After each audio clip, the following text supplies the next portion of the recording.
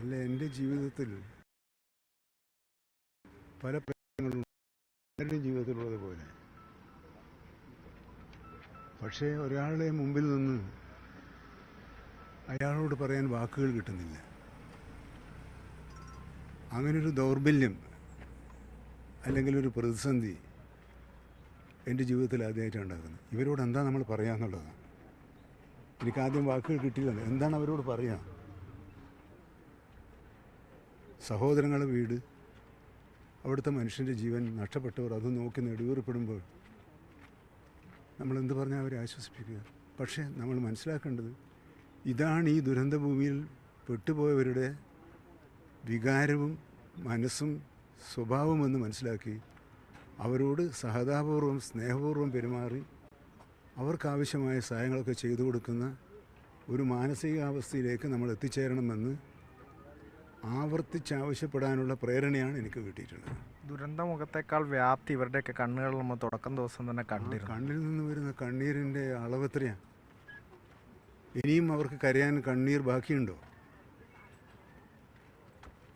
അത് എങ്ങനെ ഒരു ജീവിതത്തിൻ്റെ ഒരു പ്രത്യേക ഘട്ടത്തിൽ വഴിമുട്ടി നിൽക്കുന്നവരോട് ഞാനും അങ്ങനെ ആകാൻ പാടില്ല. നമ്മൾ അവർക്ക് ആത്മവിശ്വാസം കൊടുക്കേണ്ടവരാണ്.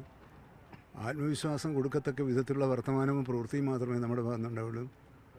ആ രൂപത്തിൽ നിങ്ങൾ മാധ്യമപ്രവർത്തകന്മാർ അവർക്ക് ആത്മവിശ്വാസം നൽകുന്ന രൂപത്തിൽ പ്രവർത്തിക്കണമെന്ന് ഞാൻ അഭ്യർത്ഥിക്കുകയാണ്. മറ്റൊന്ന്, കഴിഞ്ഞ 30-ാം തീയതി രാവിലെ 9 മണിക്കാണ് ഞാനിവിടെ എത്തിയത്.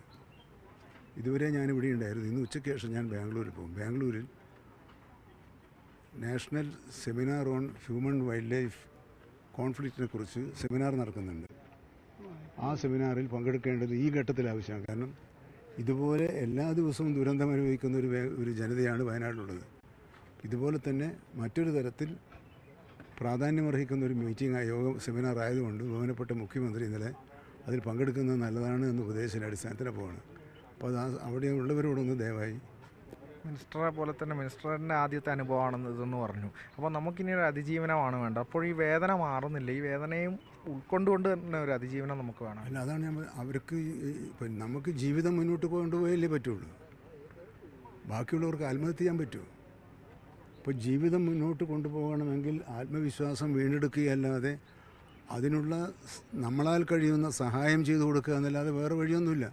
ആ സഹായങ്ങൾ ഗവൺമെൻറ് ചെയ്യും. ഗവൺമെൻറ്റിനോട് ജനങ്ങൾ സഹകരിക്കുന്നുണ്ട്. അതൊരു നല്ല കാഴ്ചയാണ്. ഈ ദുരന്തവുമായി ബന്ധപ്പെട്ട് ജനങ്ങളുടെ സഹകരണം അങ്ങേയറ്റം നന്ദിയോടുകൂടി അല്ലാതെ സ്മരിക്കാൻ സാധിക്കില്ല. എല്ലാവരും ഇവിടെ രണ്ടില്ല, എല്ലാവരും ഒന്നാണ്. ഇവിടെ DYFI ഇല്ല, യൂത്ത് കോൺഗ്രസ് ഇല്ല, കളക്ടറില്ല, SP ഇല്ല, മുഖ്യമന്ത്രിയില്ല, MLA ഇല്ല, മന്ത്രിയില്ല, പ്രതിപക്ഷമില്ല, ഭരണപക്ഷമില്ല, ഒന്നാണ്. ആ ഒന്ന് എന്ന വികാരത്തോടുകൂടെ പ്രവർത്തനത്തിലൂടെ മാത്രമേ അവർക്ക് നാട് അവരോടൊപ്പം ഉണ്ട് എന്ന് ബോധ്യപ്പെടുത്താനാകൂ. ആ രൂപത്തിലുള്ള ചിന്തയും പ്രവൃത്തിയുമായിരിക്കണം നമ്മുടെ ഭാഗത്ത് നിന്ന് എല്ലാവരോടും അപേക്ഷിക്കാൻ ഈ സന്ദർഭം ഞാൻ ഉപയോഗപ്പെടുന്നു. അതെ, നാടൊന്നാണ്, നാടിനൊപ്പമുണ്ട് എന്നാണ് മന്ത്രി വ്യക്തമാക്കുന്നത്. പ്രജോഷ് കുമാറിനൊപ്പം അരുൺ അമൃതനാഥ്, മാതൃഭൂമി ന്യൂസ്, വയനാട്.